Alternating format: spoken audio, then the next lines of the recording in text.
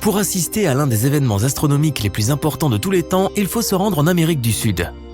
Dans le désert d'Atacama au Chili se trouve la technologie la plus avancée pour l'observation spatiale. Là, les membres de la communauté royale d'astronomie ont observé pendant 6 mois un trou noir qui a tout simplement absorbé une étoile massive. D'ailleurs, ce sont ces mêmes scientifiques qui ont prouvé qu'au centre de notre galaxie, la Voie lactée, se trouve un trou noir supermassif. Et ils en ont même pris une photo. Pour la première fois de l'histoire, cet événement incroyable s'est produit très près de la Terre. Il faut dire que la distance de 215 millions d'années-lumière est considérée comme assez proche en termes d'astronomie. La lumière produite par cet événement a atteint notre planète en septembre 2019 et même les scientifiques les plus expérimentés ont été ébahis. Imagine une étoile de la taille de notre Soleil, d'environ 1 390 000 km de large. De telles étoiles ont une masse suffisante pour créer un champ gravitationnel puissant, maintenant de nombreuses planètes dans leur orbite. Et maintenant, plaçons un trou noir géant à côté. Le trou est absolument noir, en forme de disque, et pèse 1 milliard de fois plus que cette étoile. La force de son champ gravitationnel est incroyable. Rien ne peut quitter sa force gravitationnelle. Même les objets qui peuvent se déplacer à la vitesse de la lumière tomberont dans ce noir abîme. La lumière elle-même ne peut pas échapper à ses limites. Dès qu'une étoile entre dans le champ gravitationnel d'un trou noir, elle n'a plus aucune chance. Au début, elle essaie de résister à l'attraction du trou noir, mais les couches extérieures de l'étoile commencent à s'étirer vers lui, comme des spaghettis. Cela est dû à une puissante force d'attraction. Si tu avais la possibilité d'étendre ta main vers le trou noir, tu verrais tes doigts commencer à s'étirer et à s'allonger. Cela est dû au fait que la force d'attraction augmente à chaque centimètre. Par conséquent, elle agirait plus fortement sur tes doigts que sur ton bras. C'est pourquoi ce processus d'attraction d'objets dans un trou noir est appelé spaghettification. La première chose à être aspirée dans le trou noir est la couronne de l'étoile, c'est-à-dire son enveloppe extérieure qui est constituée de plasma chaud. Tu pourras remarquer que l'étoile commence à rétrécir. C'est parce que ce plasma constitue la majeure partie de l'étoile. Lorsque ce spaghetti de plasma chaud atteint le trou noir, il peut sembler rester sur le bord du disque et continuer à orbiter autour du trou noir. Mais en fait, il n'est plus possible de revenir en arrière. Les particules de l'étoile ont déjà atteint l'horizon des événements du trou noir. Le champ gravitationnel d'un trou noir courbe la lumière autour de ses bords, de sorte que l'horizon des événements ressemble un peu à un croissant pour l'observateur. On peut aussi remarquer une sorte de chaos dans cet anneau, comme si certaines particules de lumière se déplaçaient dans une direction et d'autres dans une différente. Cela se produit en raison d'un effet de miroir, mais tu peux être sûr que tout ce qui atteint l'horizon des événements sera tôt ou tard entraîné dans la singularité ou la perle noire du trou noir. Une autre illusion que l'on remarque est que les particules d'étoiles se déplacent plus lentement au niveau de l'horizon des événements. Il se trouve que les objets supermassifs, comme les trous noirs, courbent l'espace-temps autour d'eux. Et plus l'objet est massif, plus le temps s'écoule lentement à proximité de lui. Si tu accrochais une montre à côté d'un trou noir et une autre sur un mur de ton salon, tu verrais que la trotteuse de la première bougerait à peine, alors qu'une journée entière passerait sur Terre. En tant qu'observateur, il nous semble que les particules de lumière ralentissent leur mouvement. Mais en réalité, il se peut qu'elles aient déjà été absorbées par le trou noir depuis longtemps. Aujourd'hui, des flux massifs de plasma chaud et rouge éclaboussent l'espace, tout comme la sauce des spaghettis. Lorsqu'un trou noir a absorbé de la matière stellaire, il émet de puissants rayons d'énergie à une vitesse d'environ 10 000 km par seconde. Cette libération d'énergie est accompagnée d'un flash intense. C'est grâce à ce flash que les scientifiques peuvent détecter le processus en premier lieu. Ce phénomène peut être observé lors de l'explosion d'une supernova. Quand il ne reste plus rien du corps de l'étoile, on peut encore voir de la poussière d'étoiles et d'autres particules au niveau de l'horizon des événements du trou noir. Un peu comme le parmesan saupoudré sur les spaghettis. Ok, on arrête la métaphore. Lorsque le processus de spaghettification est terminé, environ la moitié du poids de l'étoile a été projeté dans l'espace sous forme de poussière et de particules incandescentes. L'autre moitié a été absorbée par le trou noir. Les scientifiques ont observé ce processus pendant près de 6 mois. Mais ce qui serait plus intéressant, c'est de plonger soi-même dans un trou noir. On ne peut pas encore le faire, mais on peut simuler le processus. Voici un petit drone, notre ami métallique, notre boulette de viande en somme. En ce moment, il est à une distance sûre du trou noir, l'équivalent d'environ 3 largeurs de l'horizon des événements. Les objets à cette distance peuvent orbiter autour du trou noir en toute sécurité. Un peu plus près et il sera englouti dans l'obscur infini. Ainsi, notre étoile détruite aurait pu survivre en toute sécurité à cette distance. Les planètes aussi peuvent survivre à cette distance. Et s'il existe une source de lumière et de chaleur appropriée à proximité, la vie peut également exister sur ces planètes. Mais notre but est la singularité, et nous guidons le drone le plus proche de l'horizon des événements. Après quelques minutes, la force d'attraction commence à se renforcer, et le drone se met à s'étirer comme un spaghetto. Quand il commence à tourner autour du disque noir, cela signifie qu'il a atteint l'horizon des événements et qu'il a commencé sa descente dans l'abîme noir. Voyons maintenant tout cela du point de vue du drone. Toute la lumière des étoiles qu'il voit devient bleue. C'est ce qu'on appelle le bleuissement gravitationnel. En tombant dans un trou noir, son champ gravitationnel attire les photons de lumière vers celui-ci, leur donnant de l'énergie. Leurs longueurs d'onde se raccourcissent de sorte que les photons rouges deviennent bleus. Le drone continue de tomber et est déjà complètement caché à nos yeux. Et tout ce que voit le robot, c'est un faisceau bleu fin et lumineux. Maintenant, il est dans l'obscurité totale. Il n'y a absolument rien ici. Même pas de temps. Le temps passe si lentement que tout notre système solaire pourrait vieillir et cesser d'exister pendant 1 minute passée dans un trou noir. Mais notre drone vivra jusqu'à ce que sa batterie soit vide. Hé, le drone voit à nouveau un petit faisceau de lumière. Et il se rapproche de plus en plus. Maintenant, le drone va connaître la même chute, mais en sens inverse. Une fois qu'il aura quitté la singularité, le cœur du trou noir, il sera à nouveau à l'horizon des événements. La lumière des étoiles repasse progressivement du bleu au rouge. Puis le drone est lancé dans l'espace, peut-être dans une galaxie lointaine. Le retour d'un trou noir n'est que théorique. Certaines personnes pensent que les trous noirs sont une sorte de vortex qui peut nous conduire à des endroits éloignés dans l'espace. Mais jusqu'à présent, ces théories sont considérées comme de la fiction. Les trous noirs sont assez difficiles à détecter. Le problème, c'est qu'ils sont, noirs. Tout comme l'espace. Ils n'émettent pas de lumière comme les étoiles, donc ils ne peuvent être détectés que par des anomalies de gravité. Malgré cela, les scientifiques pensent qu'il existe un grand nombre de trous noirs dans notre univers. Ils naissent lorsqu'une étoile massive s'effondre sous son propre poids. Et étant donné le nombre infini d'étoiles dans l'univers, les trous noirs sont probablement un phénomène courant. Les scientifiques pensent que les trous noirs ont leur propre durée de vie. Cela est dû au rayonnement de Hawking. Un trou noir perd de sa masse et donc pour continuer à exister, il doit absorber des objets massifs comme l'étoile que nous venons d'observer. Mais si le trou noir vit dans l'espace lointain, il a moins à absorber et commencera très probablement à rétrécir, jusqu'à ce qu'il disparaisse tout simplement. Comme cette assiette de spaghettis. Savais-tu qu'il existe un objet astronomique dans lequel l'espace et le temps échangent leur place ? Mais comment ça fonctionne ? Et que signifie exactement échanger l'espace et le temps ? Essayons de comprendre. Imagine que tu es dans un vaisseau spatial qui ne peut que se déplacer qu'en ligne droite. Ta trajectoire mène à un point inévitable et tu n'as aucune idée de ce qui t'attend. Tu peux seulement espérer que ce ne sera pas trop grave. Pendant ce temps, tout ce qui t'entoure n'est que pure folie. Un assemblage chaotique d'événements historiques. Qu'est-ce que tu vois ? D'anciens humains et dinosaures ? La naissance de l'univers ? Le futur ? Qui sait ? C'est à ça que ressemblerait l'univers si on échangeait le temps et l'espace. Et, en théorie, c'est ce que tu verrais si tu tombais dans un trou noir et que tu parvenais à survivre. Mais comment une telle chose est-elle possible ?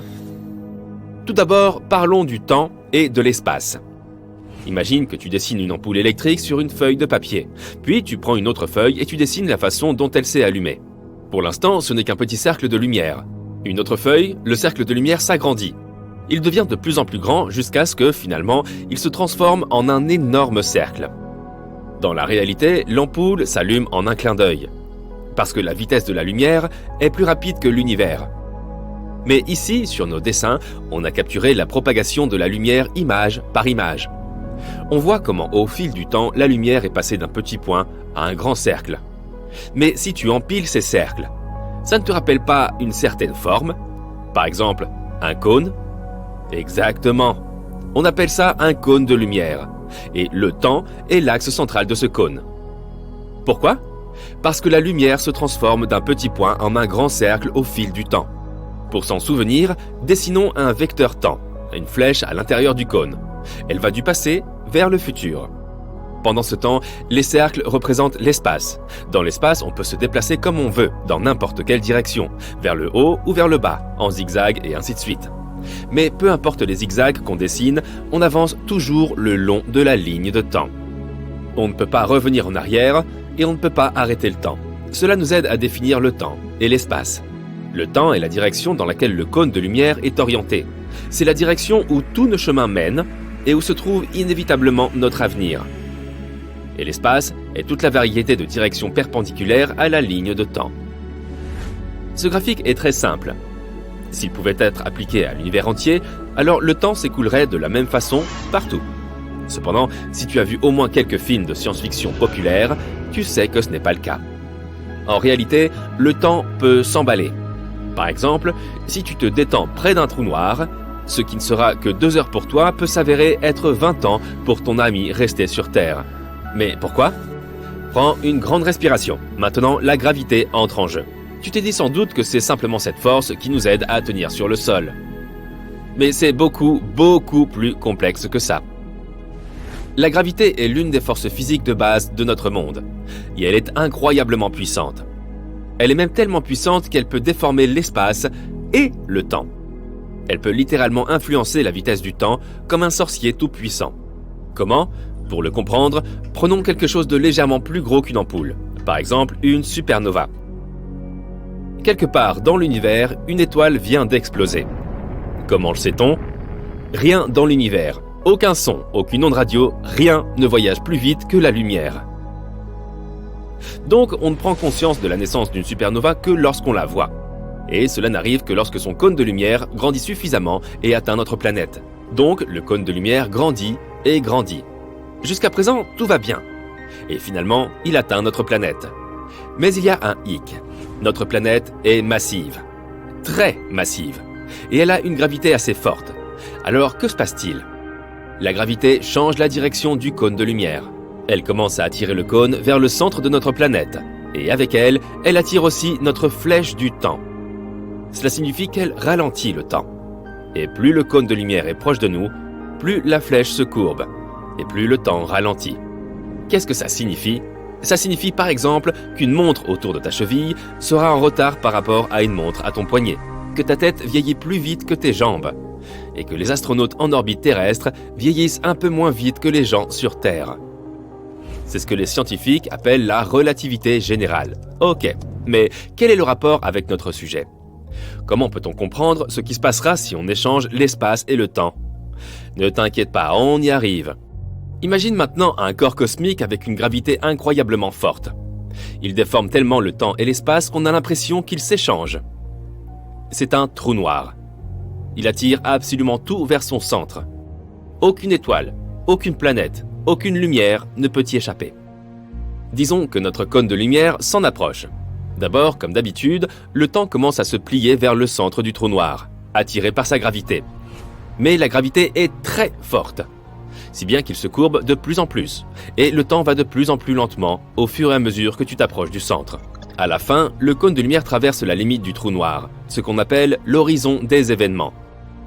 À ce moment-là, il s'est tellement déformé que maintenant il pointe littéralement vers le bas. On peut dire que le temps a changé sa direction. Le temps pointe vers le bas. Qu'est-ce que c'est que cette absurdité ? Ce sera plus facile à expliquer avec un exemple réel.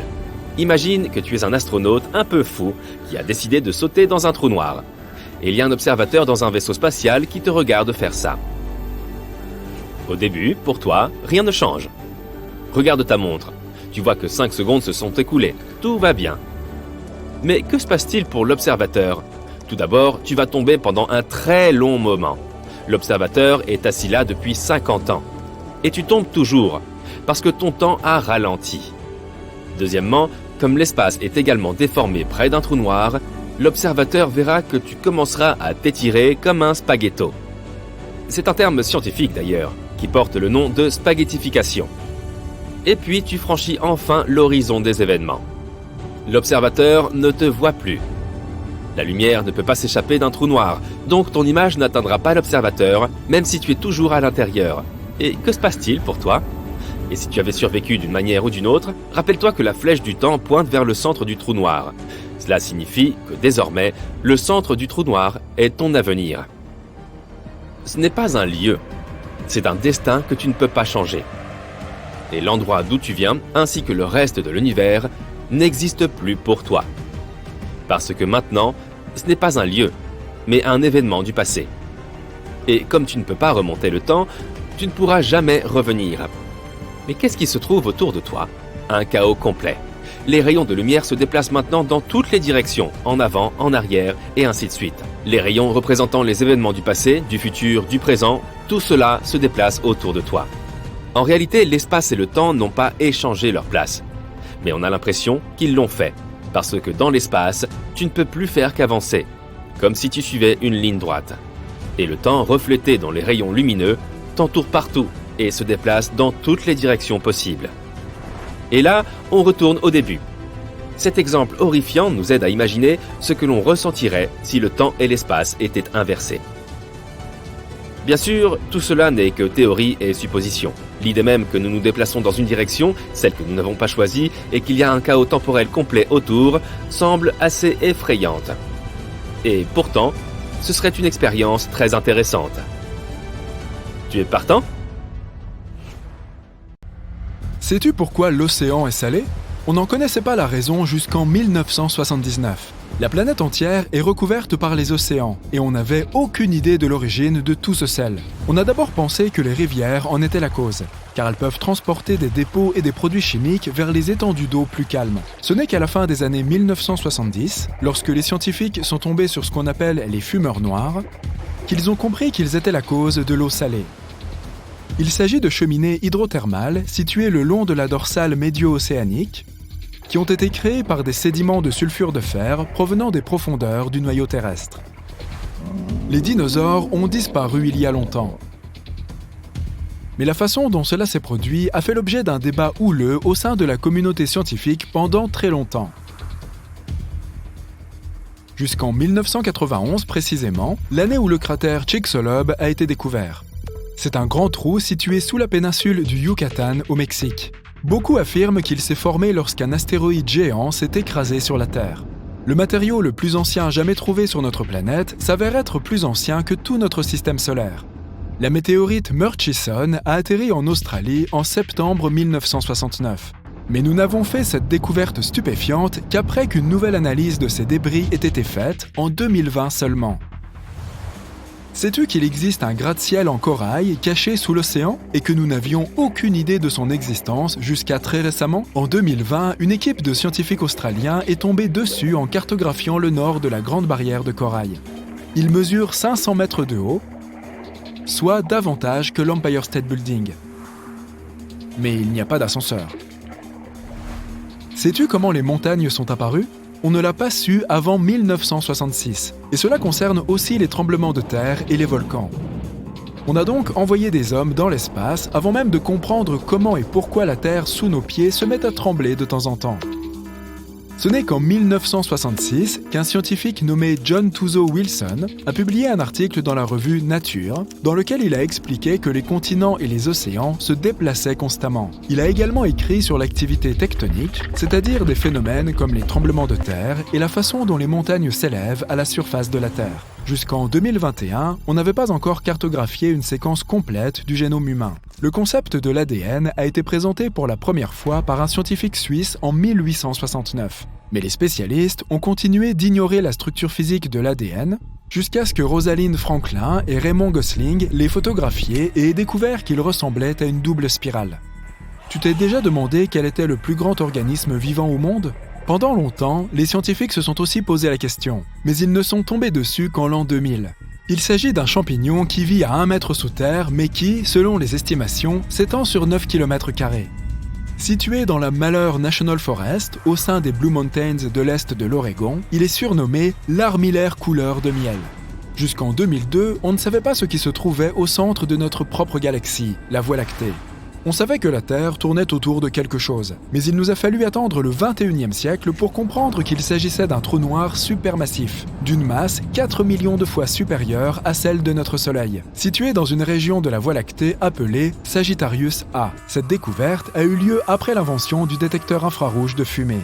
Si tu as du mal à imaginer devoir parcourir de longues distances sans valise à roulettes, sache qu'elle n'a pas fait son apparition avant 1970. Ce qui signifie que les astronautes qui sont allés sur la Lune ont dû trimballer leurs bagages à la main dans leur vaisseau spatial. La demande de brevet américain pour la valise à roulettes a été accordée en 1972. Mais pour être tout à fait honnête, les premiers modèles n'étaient pas très fiables. Ils avaient des problèmes de vacillement et de basculement, car de grandes valises étaient montées sur des essieux très étroits. Si tu regardes des photos de stars de cinéma des années 1940, tu verras que leurs cheveux étaient bien coiffés et gominés. Sais-tu que, d'après des découvertes récentes, même les anciens Égyptiens utilisaient une telle substance pour mouler les cheveux? Toutefois, les stars des années 40 n'utilisaient pas notre version moderne du gel, car cette invention n'est apparue que dans les années 1960. Ce que les gens utilisaient pour se coiffer à l'époque s'appelait du Brylcreem, un produit à la consistance cireuse inventé en 1929. Le gel pour cheveux tel que nous le connaissons aujourd'hui est arrivé un peu plus tard et a été inventé par un homme nommé Luis Montoya. Il est rapidement devenu tendance car il n'était pas aussi gras que les produits précédents. À l'époque de la Rome antique, pour s'essuyer, les gens utilisaient des bâtons avec une éponge accrochée au bout. Des feuilles de papier individuellement parfumées, qui avaient la même fonction, semblent avoir existé en Chine dès l'an 589. Aux États-Unis, le papier médicamenteux pour le water closet a été commercialisé à la fin des années 1850. Mais la variante douce et confortable du papier toilette n'a été commercialisée que dans les années 1930, avec le bonus additionnel d'être complètement sans écharde, ce qui est fort appréciable. Des recherches modernes ont révélé que les anneaux de Saturne ont moins de 100 millions d'années environ. Cela peut sembler beaucoup, mais si tu considères que le système solaire s'est formé il y a environ 4,5 milliards d'années, cela change un peu la donne. Certaines espèces de requins sur Terre sont présentes dans nos eaux depuis 4 fois plus longtemps que les anneaux de Saturne. On a pu tirer cette conclusion étonnante à l'aide de données récentes concernant la masse des anneaux de Saturne et leur proportion de poussière de glace. Comme beaucoup d'entre nous ont de plus en plus recours au commerce en ligne de nos jours, il est difficile de considérer le supermarché traditionnel comme une invention révolutionnaire. Mais il n'existe pas depuis aussi longtemps que tu le penses. Sais-tu comment est apparu le premier supermarché ? En 1916, un commerçant du nom de Clarence Sanders avait besoin d'une solution pour rendre son travail moins pénible. Car, à l'époque, il devait choisir lui-même tous les produits dans les allées et les livrer aux clients. Il a donc pensé à un nouvel aménagement du magasin avec une entrée par tourniquet. Les gens devaient parcourir le magasin dans une seule direction. Il s'est également assuré qu'il passait devant tous les produits disponibles. Les clients pouvaient choisir eux-mêmes leurs articles et devaient rapporter leurs produits chez eux. Le propriétaire du magasin pouvait drastiquement baisser ses prix puisqu'il avait besoin de moins de personnel pour gérer son entreprise. Savais-tu qu'il existe encore un État américain où le port de la ceinture de sécurité n'est pas obligatoire ? Le port de la ceinture de sécurité a longtemps été optionnel, mais les gens étant ce qu'ils sont, il a fallu mettre en place une règle plus stricte. L'État de New York a été le premier à adopter une loi qui rendait obligatoire le port de la ceinture de sécurité au volant, mais c'était seulement le 1er décembre 1984. Dans le New Hampshire, cependant, il n'y a encore aucune loi sur le sujet. L'ouvre-boîte moderne, celui avec la roulette dentée qui tourne, a été introduit sur le marché en 1870. Ce n'est peut-être pas très remarquable, mais cela semble étrange quand on pense que les aliments en conserve étaient déjà disponibles depuis plusieurs décennies. Avant cette invention, il fallait littéralement découper le haut de la boîte, près du bord extérieur, avec un ciseau et un marteau. Tu avais donc ta séance de sport en même temps que ton repas. Sais-tu que l'heure normalisée n'est devenue applicable par la loi qu'en 1880 ?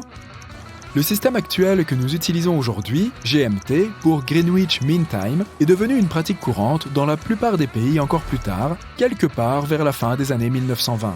Avant, on avait simplement l'habitude d'estimer l'heure qu'il était en regardant la position du soleil dans le ciel. On a ensuite évolué vers l'utilisation d'horloges, mais elle dépendait toujours de la position du soleil dans une ville ou un village particulier. Cela signifie que l'heure pouvait différer légèrement entre deux communautés voisines. Et ce n'était pas si grave jusqu'à l'invention des trains. Comme on a commencé à voyager plus vite et sur de plus longues distances, il fallait trouver un moyen de savoir quand un train partirait et atteindrait une certaine destination, ce qui aurait été utile à tous les voyageurs dans divers endroits.